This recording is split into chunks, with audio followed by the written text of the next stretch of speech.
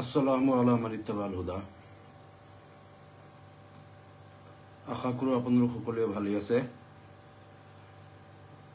মই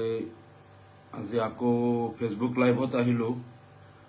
এটা বিশেষ কথাৰ কাৰণে। যোৱা কেইদিনমানৰ পৰা মই লক্ষ্য কৰি আছোঁ যে উজনি অসমৰ কোনোবা চিতু বৰুৱা নেকি আৰু কিবা চলিহা নামৰ দুজনমান উদণ্ড যুৱকে কিবা অসমৰ মিয়া জনগোষ্ঠীৰ ওপৰত কিবা তেওঁলোকে ভাবুকি দিছে বা কিবা মন্তব্য কৰিছে আৰু তেওঁলোক আগে পিছে কৰিয়েই থাকে। এইটো বিজেপিৰ এটা এজেণ্ডা হয় যিকোনো প্ৰকাৰে অসমত এটা সাম্প্ৰদায়িক সংঘাতময় পৰিৱেশ সৃষ্টি কৰাৰ কাৰণে কিছু লোকক বিজেপিয়ে নিযুক্ত কৰি ৰাখিছেই। কিন্তু মই ক'ব বিচাৰিছোঁ যে তেওঁলোকৰ এই বক্তব্যৰ প্ৰতিক্ৰিয়া হিচাপে আমাৰ কিছু মুছলমান যুৱকে বা মিয়া তথাকথিত মিয়া জনগোষ্ঠীৰ ২-৪জন কম বয়সৰ লোকে কিছু মন্তব্য কৰা মোৰ দৃষ্টিগোচৰ হৈছে। আৰু তেওঁলোকে মই দেখিছোঁ কোনোবা এজনে ক'লে যে তেওঁ যে উজনি অসমত যদি তেওঁলোকে মিয়াক মাৰপিট কৰে তেনেহ'লে আমি উজনি অসমত গৈ তেওঁলোকক তাতে পিটি থৈ আহিম। কোনোবা এজনে ক'লে যে মিয়াৰ কাৰণে স্বায়ত্ত শাসন লাগে। কোনোবা এজনে কৈছে যে মিয়াসকলৰ জনজাতিকৰণ কৰিব লাগে। কোনোবা এজনে কৈছে উজনি অসমৰ মানুহসকল কিছুদিন পিছত আহি মিয়া জনগোষ্ঠীৰ ওচৰত তেওঁলোকৰ ঘৰত কাম কৰিব লাগিব, মিয়া জনগোষ্ঠীৰ গোলামী কৰিব লাগিব। কোনোবাই কৈছে নামনিত আহিলে উজনি অসমৰ লোকক পিটিম। এই কথাবিলাকত মোৰ অলপ আপত্তি আছে। আপত্তিটো হ'ল এইটোৱেই, এতিয়া চাওক ২০২৬ বিধানসভা নিৰ্বাচনৰ পূৰ্বে অসমত এটা সাম্প্ৰদায়িক সংঘাতময় পৰিৱেশ সৃষ্টি কৰাৰ কাৰণে বিজেপিয়ে অহৰ্নিশে চেষ্টা কৰি আছে। আৰু তেওঁলোকে ভাবিছে যে যদি কিবা এটা অজুহাতত অসমত যদি হিন্দু ভোটাৰসকলক পলাৰাইজ কৰিব পৰা যায় তেনেহ'লে হিন্দু ভোট তেওঁলোকে গোটেইখিনি পাব আৰু পুনৰ বিজেপি চৰকাৰ আহিব। গতিকে অসমত কিবা মুছলমান আৰু হিন্দুৰ মাজত কাজিয়া সৃষ্টি কৰাৰ কাৰণে তেওঁলোকে আগৰ পৰাই চেষ্টা কৰি আছিল আৰু এতিয়া নতুনকৈ তেওঁলোকে আকৌ অপচেষ্টা আৰম্ভ কৰা দেখা গৈছে। আৰু এতিয়া সেইকাৰণে তেওঁলোকে কিছুমান লাচিত সেনাৰ নামত হওক বা অন্য কিছুমান সংগঠনৰ নামত কিছুমান ল'ৰাক বিজেপিয়ে ফিটিং কৰিব এনেকুৱা কৰিছে, আগে পিছেও কৰিছে যে তেওঁলোকে ইয়াত যে হেংদাং লোৱা, মিয়া জনগোষ্ঠীক ভাবুকি দিয়া, এনেধৰণৰ কিছুমান উদ্ভট মন্তব্য তেওঁলোকে কৰি আছে আৰু কৰিবই। কিন্তু এই ক্ষেত্ৰত যদি আমাৰ তথাকথিত মিয়া বা মুছলমানসকলৰ কোনো লোকে যদি আগ্ৰাসী মন্তব্য কৰে, যেনেকৈ মই আগত ক'লো কেইটামান যে মিয়াসকলৰ জনজাতিকৰণ কৰিব লাগে, তেওঁলোকক স্বায়ত্ত শাসন লাগে, উজনি অসমত গৈ তেওঁলোকক পিটি থৈ আহিম, তেওঁলোকে মিয়াক গোলামী কৰিব লাগিব, অমুক তমুক, এনেধৰণৰ মন্তব্যবিলাক কৰিলে আল্টিমেটলি উজনি অসমত বিজেপিয়ে যিটো বিচাৰি আছে যে হিন্দু ভোট পলাৰাইজ কৰিব লাগে সেইটো তেওঁলোক সফল হ'ব। এই কথাকেইটাৰ ৰেফাৰেঞ্চত তেওঁলোকে তাতে মানে উজনি অসমত বা অনা মুছলিম সমাজত তেওঁলোকে এই কথাবিলাক কৈ তেওঁলোকক মুছলমান বিদ্বেষী কৰিব, মুছলমানৰ বিৰুদ্ধে তেওঁলোকৰ মনত জুই জ্বলাব আৰু তাৰ মুনাফা অৰ্জন কৰিব ২০২৬ নিৰ্বাচনত। আৰু তাতকৈ ভয়াৱহ কথাটো হ'ল যে এনেধৰণৰ মন্তব্যৰ কাৰণে যদি কিবা এটা ভাতৃঘাতী সংঘৰ্ষ বা এটা ৰক্তক্ষয়ী এটা পৰিস্থিতিৰ সৃষ্টি হয়, এইটো অসমৰ কাৰণে হ'ব দুৰ্ভাগ্যজনক। গতিকে মই সকলো মুছলমান যুৱকক বা যিসকলে এনেধৰণৰ মন্তব্য কৰি আছে বা মিয়া বা মুছলমান জনগোষ্ঠীৰ যি সংগঠনৰ কোনো ল'ৰাই এনেধৰণৰ মন্তব্য কৰি আছে তেওঁলোকক মই আহ্বান জনাম যে তোমালোকৰ কোনেও এনেধৰণৰ প্ৰৰোচনামূলক বা আগ্ৰাসী মন্তব্য নকৰিবা। লগে লগে এই কথাটো মই ক'ব বিচাৰিছোঁ যে যদি মিয়া বা মুছলমানৰ বিৰুদ্ধে তেওঁলোকে কিবা মিছা কিবা এটা বাতৰি পৰিৱেশন কৰে বা কিবা এটা মিথ্যাচাৰিতাৰ আশ্ৰয় লয় বা মিয়া মুছলমানৰ বিৰুদ্ধে কিবা অসত্য কথাৰে তেওঁলোকে সামাজিক বিশ্বাস আৰু আস্থাৰ পৰিৱেশ বিনষ্ট কৰিব বিচাৰে তাৰ প্ৰতিবাদ কৰিব লাগে প্ৰতিবাদ কৰাত মোৰ আপত্তি নাই সেইটো যিসকলে মিয়া বা মুছলমানক আক্ৰমণ কৰি কথা ক'ব তেওঁলোকৰ বিৰুদ্ধে সেই মিছা কথাবিলাক আপোনালোকে উদঙাই দিব অসত্যবিলাক উদঙাই দি সত্যটো প্ৰকাশ কৰিব বা তেওঁলোকে যিবিলাক তথ্য বিভ্ৰান্তি ঘটাই প্ৰকৃত সত্যটো উদ্ঘাটন কৰি সেই বিকৃত তথ্যবিলাক উদঙাই দিব এইটো কৰিব লাগিব আৰু এইটো কৰাৰ উচিত সেইটো নকৰিলে যদিহে তেওঁলোকে মিয়া বা মুছলমানৰ বিৰুদ্ধে কিছুমান মনে সজা আৰু অসত্য কথাৰে মিয়া জনগোষ্ঠীক হেয় কৰিব বিচাৰে বা অন্যান্য জনগোষ্ঠীৰ মিয়াসকলৰ বিৰুদ্ধে তেওঁলোকে উচতাব বিচাৰে সেই ক্ষেত্ৰত আকৌ সকলোৱে মনে মনে থাকিলেও এইটো বেয়া তেতিয়া এই কথাটো এষ্টাব্লিছ হৈ যাব আৰু এষ্টাব্লিছ কৰি তেওঁলোকে অসমত মিয়া বা মুছলমান বিৰোধী এটা সেন্টিমেন্ট তেওঁলোকে গঢ়ি তুলিব গতিকে অসত্য বা মিছা কথাবিলাক বা মনে সজা কথাবিলাকৰ প্ৰতিবাদ কৰিব লাগিব যেটো ময়ো কৰো ময়ো যিমান দূৰ পাৰো তেওঁলোকে মুছলমানৰ বিৰুদ্ধে যিবিলাক অপপ্ৰচাৰ কৰে সেইবিলাক ময়ো যিমান দূৰ পাৰো সেই তেওঁলোকৰ মিথ্যাচাৰিতাবিলাক উদঙাই দিও সঁচা কথাবিলাক প্ৰকাশ কৰো কিন্তু সেইবুলি কোনোদিনে মই আগ্ৰাহী কোনো কথা নকওঁ যে আমি উজনি অসমত এইটো কৰিম হিন্দুসকলক এইটো কৰিম তেওঁলোকে আমাৰ গোলামী কৰিব অমুক কৰিব তুমুক এই কথাবিলাক নহয় কাৰণ এইবিলাক কলে সামাজিক পৰিৱেশ বিনষ্ট হ'ব কিন্তু মুছলমানৰ বিৰুদ্ধে যিবিলাক কাল্পনিক মিছা কথা তেওঁলোকে কয় সেইবিলাক মই যিমান পাৰো যুক্তি সহকাৰে মই তেওঁলোকৰ এইবিলাকৰ প্ৰতিবাদ মই কৰো এইটো আপোনালোকেও কৰক সকলোৱে কৰিব লাগিব এইটো নকৰিলেও ক্ষতি আছে কাৰণ আপোনালোকে জানে যেতিয়া 70ৰ দশকৰ শেষৰ পৰা আজিৰ পৰা প্ৰায় 50 বছৰ আগত অসমত এটা মিছা এটা নেৰেটিভ ক্ৰিয়েট কৰা হৈছিল যে অসমত লাখ লাখ বাংলাদেশী সোমাই আছে আৰু অসমত লাখ লাখ বাংলাদেশী অসমত আহি তেওঁলোকে নাগৰিকত্ব লৈছে বা অসমৰ জনগাঁথনি পৰিৱৰ্তন কৰিছে সন্দেহযুক্ত নাগৰিক অবৈধ অনুপ্ৰৱেশকাৰী অসমখন বিদেশীৰ চৰণীয়া পথাৰ কৰিছে এনে ধৰণৰ কথাবিলাক যেতিয়া তেওঁলোকে 75 চনৰ পিছৰ পৰা ধাৰাবাহিকভাৱে কৈ আছিল এটো লৈ বিভিন্ন সেমিনাৰ আন্দোলন বা বিভিন্ন তেওঁলোকে এই বিষয়টো লৈ যেতিয়া সৰব হৈ আছিল তেতিয়া কিন্তু আমাৰ এই মিয়া বা মুছলমান সম্প্ৰদায়ৰ যিসকল বিধায়ক বা মন্ত্ৰী আছিল তেতিয়া কংগ্ৰেছ চৰকাৰত কোনেও একো মাত দিয়া নাই কোনেও প্ৰতিবাদ কৰা নাই আৰু সকলোৱে মনে মনে থকাৰ কাৰণে হল কি এই কথাটো অসমৰ সকলো জাতি জনগোষ্ঠীৰ বাকি লোকসকলে তেওঁলোকে মনে প্ৰাণে এই মিছা কথাটোক বিশ্বাস কৰিব ললে যে অসমত লাখ লাখ বাংলাদেশী মুছলমান সোমাই আছে আৰু অসমত লাখ লাখ বিদেশী অসমখনক মানে জনগাঁথনি পৰিৱৰ্তন কৰি পেলাইছে এই মিছা ধাৰণাটো সকলো জনগোষ্ঠীৰ মাজত সোমাই গল আৰু তেতিয়াতো আমাৰ এউডিএফ বাই দলবিলাক নাছিল কংগ্ৰেছতে সকলো মন্ত্ৰী বিধায়ক মুছলমান আছিল তেওঁলোকে যদি তেতিয়া এই মিছা কথাবিলাক প্ৰতিবাদ কৰিলেহেঁতেন আৰু প্ৰকৃত সত্যটো উদ্ঘাটন কৰি দিলেহেঁতেন তেনেহলে মানুহৰ মনত এই ভুল ধাৰণাটো বদ্ধমূল হ'ব নহলহেঁতেন বা বদ্ধমূল ভুল ধাৰণাটো গঢ় লৈ নুঠিলেহেঁতেন যিয়ে নহওক আমাৰ এআইইউডিএফ দল হোৱাৰ পিছত এই মিছা কথাবিলাকৰ বিৰুদ্ধে আমি বিধানসভাৰ ভিতৰত হোক বাহিৰত হোক সৰবে সদায় প্ৰতিবাদ কৰি আছো যে অসমত যে বাংলাদেশৰ পৰা অবাধে মুছলমানসকল আহি থকা নাই বা ডি ভোটাৰৰ নামত যে ভাৰতীয় নাগৰিকক হাৰাশাস্তি কৰা হৈ আছে বা এনআৰচিৰ ক্ষেত্ৰত কোনো বিদেশী যে এনআৰচিত অন্তৰ্ভুক্ত হোৱা নাই বা এই ডিটেনশন কেম্পত যে ভাৰতীয় লোকসকলকে সোমাই দিয়া হৈছে এই কথাবিলাক তথ্য সহকাৰে আমি বিধানসভাৰ ভিতৰে বাহিৰে কওঁতে এতিয়া কিছু পৰিমাণে অসমৰ লোকে বুজি পাইছে যে এই কথাবিলাক মিছা আছিল লাখ লাখ বাংলাদেশী মুছলমান অসমত সোমোৱা নাই এইবিলাক মিছা কথাৰে তেওঁলোকে আন্দোলন কৰি অসমখন তুলপাৰ কৰিছিল আৰু তেওঁলোকে বহুতে ৰাজনীতি কৰি মন্ত্ৰী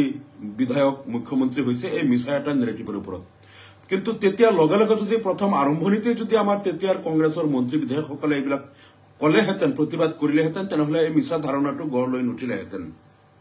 ঠিক সেইদৰে যেতিয়া তেওঁলোকে চিঞৰ বাখৰ আৰম্ভ কৰিছিল যে অসমৰ সত্ৰৰ ভূমিবিলাক সকলো মিয়া মুছলমানসকলে বেদখল কৰি আছে সকলো সত্ৰৰ মাটি তেওঁলোকে দখল কৰি বেদখল কৰি লৈ আছে তেতিয়া এই কথাবিলাক আমি প্ৰতিবাদ কৰিছিলো আৰু অসম বিধানসভাত অসমৰ সকলো সত্ৰৰ ভূমিৰ তথ্য মই বিচাৰিছিলো আৰু অসমৰ 789খন সত্ৰৰ ভূমিৰ তথ্য বিধানসভাত চৰকাৰে আমাক দিছিল তাত দেখা গৈছিল মাত্ৰ 5খন সত্ৰৰ মুঠ 121 বিঘা মাটিহে বেদখল আছে বাকি 784খন সত্ৰৰ 1 ইঞ্চি মাটিতো কোনো বেদখল নাই যি 5খন সত্ৰত বেদখল আছিল 121 বিঘা মাটি সেই 5খন সত্ৰৰ এই ভূমি মুছলমানেই নহয় বহু হিন্দু লোকেও বেদখল কৰি আছিল নাম সহকাৰে অসম বিধানসভাত মোৰ উত্তৰত যেতিয়া প্ৰশ্নৰ উত্তৰত যেতিয়া চৰকাৰে জনালে সেই কথাবিলাক মই সংবাদ মাধ্যম যোগে আৰু ফেচবুক যোগে আপোনালোকক জনাইছো যে চাওক এই মাত্ৰ 5খন সত্ৰৰ মাটি বেদখল আছে যেটো 1 ঘণ্টাতেই চৰকাৰে বেদখল মুক্ত কৰিব পাৰে আৰু তাত কেৱল মুছলমান নহয় হিন্দু লোকেও বেদখল কৰি আছে আৰু ঠিক সেইদৰে যেতিয়া তেওঁলোকে কৈছিল অসমত 90% 95% অপৰাধী মুছলমান যিমান ধৰ্ষণ চুৰি ডকাইতি মাৰ্ডাৰ বা জালিয়াতি সকলো অপৰাধবিলাক মুছলমানেই কৰে তেতিয়া মই অসম বিধানসভাত প্ৰশ্ন উত্থাপন কৰিছিলো অসমৰ কোন থানাত কিমান চুৰি ডকাইতি হত্যা ধৰ্ষণ বলাৎকাৰ বা গ্যাংৰেপ বা মব লিঞ্চিং এনে ধৰণৰ অপৰাধবিলাক কোন থানাত কিমানটা গোচৰ বিগত দিনত ৰুজু হৈছে আৰু তাত অপৰাধী কোন ধৰ্মৰ কিমান আছে অসমৰ সকলো থানাৰ পৰা যিবিলাক তথ্য অসম বিধানসভাত চৰকাৰে জনাইছিল তাত দেখা গ'ল যে সকলো অপৰাধৰ ক্ষেত্ৰত 20%তকৈ কম মুছলমান অপৰাধী আছে অৰ্থাৎ সামগ্ৰিকভাৱে সকলো অপৰাধী যিমান অপৰাধ চুৰি ডকাইতি বলাৎকাৰ ধৰ্ষণ হত্যা বা অন্যান্য সকলো অপৰাধ মিলাই 80%তকৈ বেছি কিন্তু মুছলমান নহয় অমুছলমান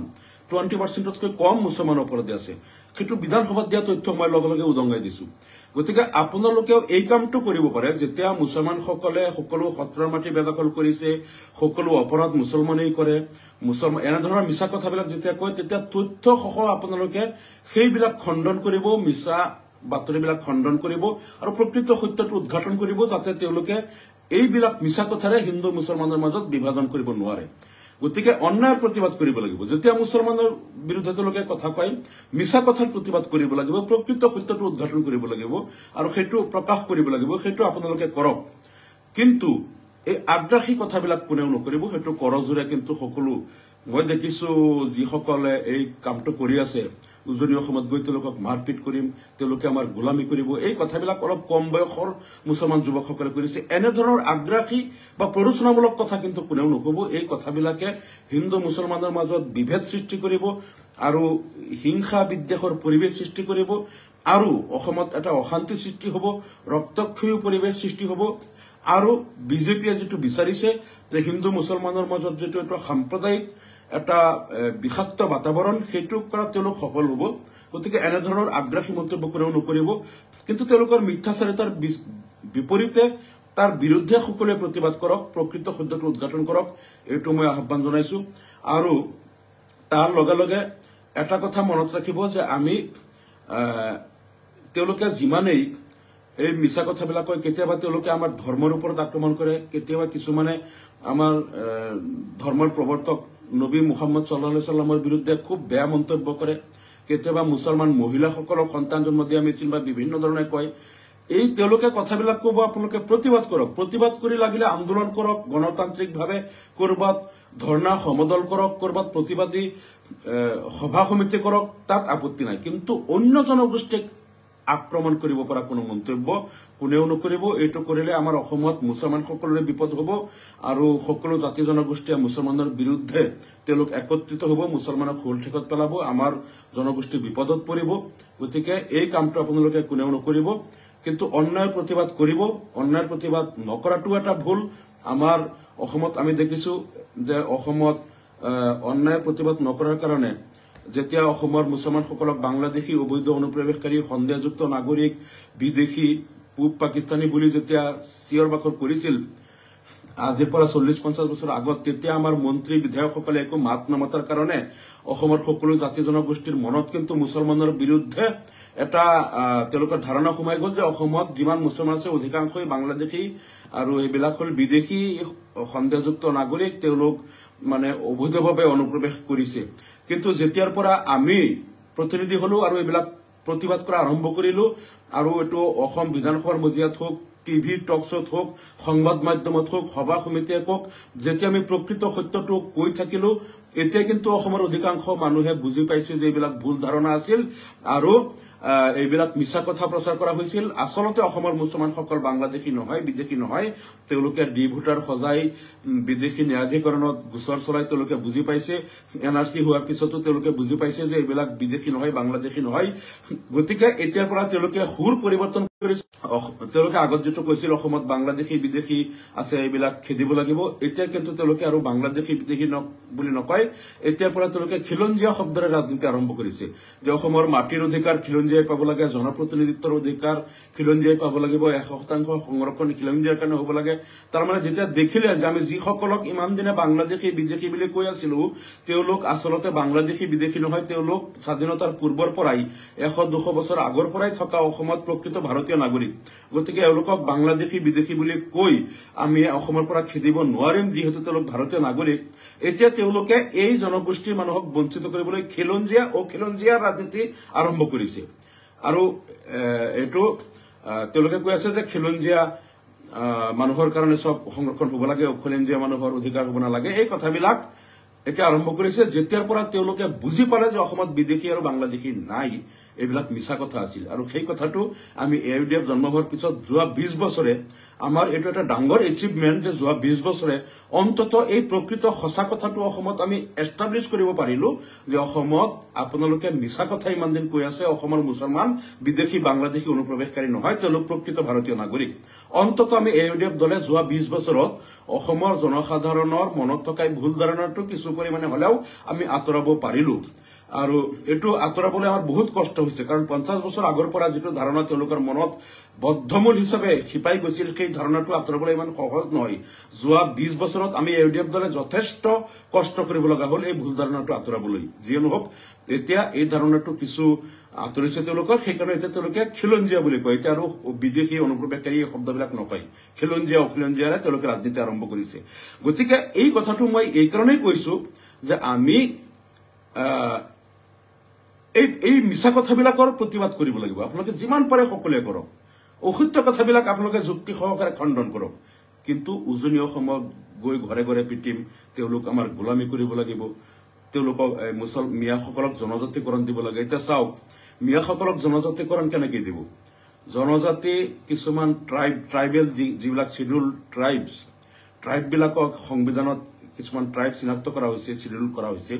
আৰু ট্ৰাইবেল সকলক জনজাতিকৰণ দিয়ে মুছলমানক জনজাতিকৰণ কৰাৰ ভাৰতৰ সংবিধানত কোনো প্ৰভিজন নাই আৰু যিমানেই আপোনালোকে কওক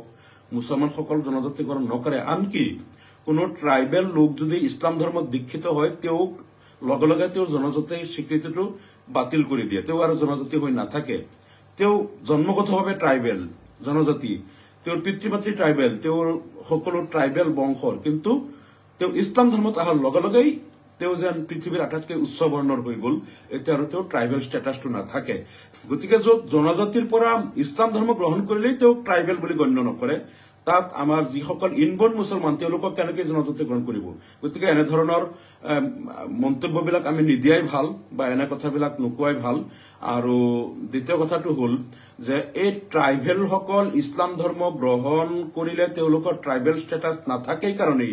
ভাৰতৰ সংবিধানৰ জনক বি.আৰ. আম্বেদকাৰে তেওঁ যেতিয়া হিন্দুসকলৰ যেটো বৰ্ণ বৈষম্যৰ বিৰুদ্ধে তেওঁ আজীৱন সংগ্ৰাম কৰি গৈছে তেওঁ যিহেতু শূদ্ৰ আছিলে গতিকে এই যে ব্ৰাহ্মণ ক্ষত্ৰিয় বৈশ্য আৰু শূদ্ৰ শ্ৰেণী বিভাজন যেটো মনু সংহিতাই এনেকৈ বৰ্ণ বিভাজন কৰিছিল আৰু শূদ্ৰসকলক কোৱা হৈছিল যে তেওঁলোকক কেৱল ব্ৰাহ্মণ ক্ষত্ৰিয়সকলৰ সেৱা কৰাৰ কাৰণেই তেওঁলোকক ভগৱানে পৃথিৱীত পঠাইছে তেওঁলোক ব্ৰহ্মাৰ ভৰিৰ পৰা সৃষ্টি হৈছে গতিকে তেওঁলোকৰ কোনো সম্পত্তিৰ অধিকাৰ উচ্চ শিক্ষাৰ অধিকাৰ বা শাসনৰ অধিকাৰ প্ৰতিনিধিত্বৰ অধিকাৰ নাই তেওঁলোকে কেৱল সেৱা কৰি যাব লাগিব গতিকে তেওঁলোকক যে মানে এটা একেবাৰে নিম্ন বৰ্ণৰ বুলি সদায় তেওঁলোকক হেয় কৰি ৰখা হৈছিল তেওঁলোকে আনকি বি.আৰ. আম্বেদকাৰে যেতিয়া চাকৰি কৰিছিল তেওঁ যেতিয়া যিখন চকীত বহিছিল তেওঁ ওলাই অহাৰ লগে লগে চকীখন গোমূত্ৰ আৰু গাখীৰেৰে ধুই চাফা কৰা তেওঁ য'ত স্পৰ্শ কৰিছিল সেইবিলাক সেই গিলাচ আৰু কাপবিলাক মানে চকীদাৰেও মানে অস্পৃশ্য বুলি এইটো নিলগাই ৰাখিছিল বা যিমান তেওঁ মানসিক নিৰ্যাতনৰ শিকাৰ হৈছিল বি.আৰ. আম্বেদকাৰৰ জীৱনী পঢ়িলে আপোনালোকে পাব যে বি.আৰ. আম্বেদকাৰে বহুত কান্দিছিল যে তেওঁ ইমান উচ্চ শিক্ষিত হৈ ইমানবিলাক ডিগ্ৰী লোৱাৰ পিছতো তেওঁ সামান্য চকীদাৰসকলেও মানে তেওঁক ইমান ঘৃণ কৰে, তেওঁ বহা চকীখন মানে তেওঁলোকে গাখীৰেৰে ধুই চাফা কৰে। গতিকে সেই আম্বেদকাৰে এটা সময়ত এই বৰ্ণ বৈষম্যৰ প্ৰতিবাদত তেওঁ ভাবিছিল যে যিসকল ক্ষুদ্ৰ দলিত লোক আছে, দলিত আদিবাসী ক্ষুদ্ৰ লোকসকল, তেওঁলোকক লৈ তেওঁ ইছলাম ধৰ্মত দীক্ষিত হ'ব। কিন্তু তেতিয়া ব্ৰিটিছ চৰকাৰ আছিল, তেওঁ পিছত ব্ৰিটিছ চৰকাৰৰ ওচৰত এই বিষয়টো তেওঁ জানিব বিচাৰিছিল যে আমি যদি দলিত আৰু ক্ষুদ্ৰসকল ইছলাম ধৰ্মত দীক্ষিত হওঁ তেনেহলে আমি কি ট্ৰাইবেল হিচাপে ষ্টেটাছটো আমি নাপাম নেকি, বা আমি ট্ৰাইবেল হিচাপে যিবিলাক সা সুবিধা পাব লাগে সেইবিলাক নাপাম নেকি। তেতিয়া ব্ৰিটিছ চৰকাৰে কৈছিল নাই, ইছলাম ধৰ্ম গ্ৰহণ কৰাৰ লগে লগে তেওঁলোকে জনজাতিকৰণৰ মৰ্যাদাটো নাপায়, ট্ৰাইবেল হৈ নাথাকে। এইটো কাৰণে আম্বেদকাৰ নিজে ইংলেণ্ডত গৈছিল। ইংলেণ্ডত গৈ পেলাই ইংলেণ্ডৰ প্ৰধানমন্ত্ৰীৰ লগতো যোগাযোগ কৰিব ট্ৰাই কৰিছিল, বা তেতিয়া ইংলেণ্ডৰ সাংসদসকলৰ লগত তাতো গৈ যোগাযোগ কৰিছিল। তেওঁ এইটো আৰ্জি কৰিছিল যে আমি সকলো দলিত আদিবাসী আমি সামাজিক নিৰাপত্তা আৰু ন্যায় বিচাৰি ইছলাম ধৰ্মত আমি যাব বিচাৰিছো। ইছলাম ধৰ্মত যোৱাৰ পিছতো আমাক ট্ৰাইবেল হিচাপে স্বীকৃতি দিব লাগে আৰু ট্ৰাইবেল হিচাপে সা সুবিধাবিলাক দিব লাগে। কিন্তু তেতিয়া ইংলেণ্ডত গৈও তেওঁ বিফল হৈছিল। তাতো তেওঁক ব্ৰিটিছ চৰকাৰে জনাইছিল যে ইছলাম ধৰ্ম গ্ৰহণ কৰাৰ লগে লগে দলিত আদিবাসী ক্ষুদ্ৰ সম্প্ৰদায়ৰ লোকসকল তেওঁলোক আৰু আদিবাসী হৈ নাথাকে বা দলিত হৈ নাথাকে, তেওঁলোক ট্ৰাইবেল ষ্টেটাছ নাপাব। গতিকে তাৰপিছত তেওঁ বিফল মনোৰথ লৈ বি.আৰ. আম্বেদকাৰ ঘূৰি আহিছিল। আহি পেলাই তেওঁ এটা কথা তাত তেওঁ নিশ্চয়তা লৈছিল যে তেওঁলোক যদি বৌদ্ধ ধৰ্ম গ্ৰহণ কৰে তেনেহলে তেওঁলোক ট্ৰাইবেল হৈ থাকিব, কিন্তু ইছলাম ধৰ্ম গ্ৰহণ কৰিলে তেওঁলোক ট্ৰাইবেল হৈ নাথাকে। গতিকে তাৰপিছত তেওঁ আহি পেলাই তেওঁ ইয়াত সামূহিকভাৱে কেইটামান প্ৰগ্ৰাম কৰি হাজাৰ হাজাৰ আদিবাসী দলিত লোকক লৈ তেওঁ বৌদ্ধ ধৰ্মত দীক্ষিত হৈছিল। বৌদ্ধ ভিক্ষুসকলক আনি তেওঁ বৌদ্ধ ধৰ্মত দীক্ষিত হৈছিল একমাত্ৰ ট্ৰাইবেল ষ্টেটাছটো পোৱাৰ কাৰণে। নহলে তেওঁলোকে সকলো আদিবাসী আৰু তেওঁলোক দলিত লোকসকলক লৈ ইছলাম ধৰ্মত দীক্ষিত হলে হয়। আপোনালোকে নিশ্চয় যিসকলে বি.আৰ. আম্বেদকাৰৰ জীৱনী পঢ়িছে আপোনালোকে এই কথাবিলাক জানে। এতিয়া মোৰ এই কথাটো কোৱাৰ উদ্দেশ্য হল এইটো যে য'ত বি.আৰ. আম্বেদকাৰে নিজে ভাৰতৰ সংবিধানৰ জনক, তেওঁ নিজে ইংলেণ্ডত গৈ ইংলেণ্ডৰ চৰকাৰৰ লগত, তেতিয়া ব্ৰিটিছ চৰকাৰৰ লগতো যোগাযোগ কৰিছিল ব্ৰিটিছ ভাৰতত যে আদিবাসীসকল বা দলিতসকল ইছলাম ধৰ্মত আহিলে তেওঁলোক যাতে ট্ৰাইবেল ষ্টেটাছটো পায়, এইটো বহুত ফাইট কৰিছিল তেওঁ, কিন্তু সফল হ'ব নোৱাৰিলে, যাৰ কাৰণে তেওঁলোক ইছলাম ধৰ্মত নাহি পেলাই বৌদ্ধ ধৰ্মত দীক্ষিত হল। কিন্তু এতিয়া আকৌ নতুনকৈ যিসকল মুছলমান বা আগৰ পৰাই মুছলমানৰ বংশত যিসকল লোক আছে তেওঁলোকে ট্ৰাইবেল নিজকে জনজাতিকৰণ দাবী কৰিলেই যে চৰকাৰে দিব, এইটো কোনো পধ্যে নহয়। এইবিলাক আপোনালোকে অলপ ষ্টাডি কৰিব আৰু জ্ঞান আহৰণ কৰিব, নহলে এইবিলাক যদি প্ৰচুৰ জ্ঞান নোহোৱাকেই এনেধৰণৰ মন্তব্যবিলাক কৰিলে সামাজিক যিটো আস্থা বিশ্বাসৰ পৰিৱেশ সেইটো বিনষ্ট হ'ব আৰু অসমত মুছলমানসকল বিপদত পৰিব। গতিকে পুনৰবাৰ মই অসমৰ যুৱচামক, মুছলমান যুৱচামক মই অনুৰোধ জনাওঁ যে আপোনালোকে কোনো জনগোষ্ঠীক যে উজনি অসমৰ লোকে আমাৰ তাত গোলামী কৰিব বা আমি তেওঁলোকক উজনিত গৈ ঘৰত পিটিম, এনেধৰণৰ মন্তব্যবিলাক কোনেও নকৰিব, মই পুনৰ অনুৰোধ জনাইছো। তাৰ সলনি তেওঁলোকে মুছলমানৰ বিৰুদ্ধে যিমান মিথ্যাচাৰিতা আৰু ভুৱা অপপ্ৰচাৰ মিছা বাতৰি পৰিৱেশন কৰে সেইবিলাক আপোনালোকে শক্তিশালীভাৱে প্ৰতিবাদ কৰক আৰু প্ৰকৃত সত্যটো উদ্ঘাটন কৰি দিয়ক। তাত কোনো জনগোষ্ঠীয় কোনো বিশ্বাস সন্দেহ অবিশ্বাসৰ বাতাবৰণ সৃষ্টি নহব বা অসমৰ পৰিস্থিতি বিনষ্ট নহয়। এইটো অনুৰোধ জনালোঁ। ধন্যবাদ। শুভৰাত্ৰি। আসসালামু আলাইকুম।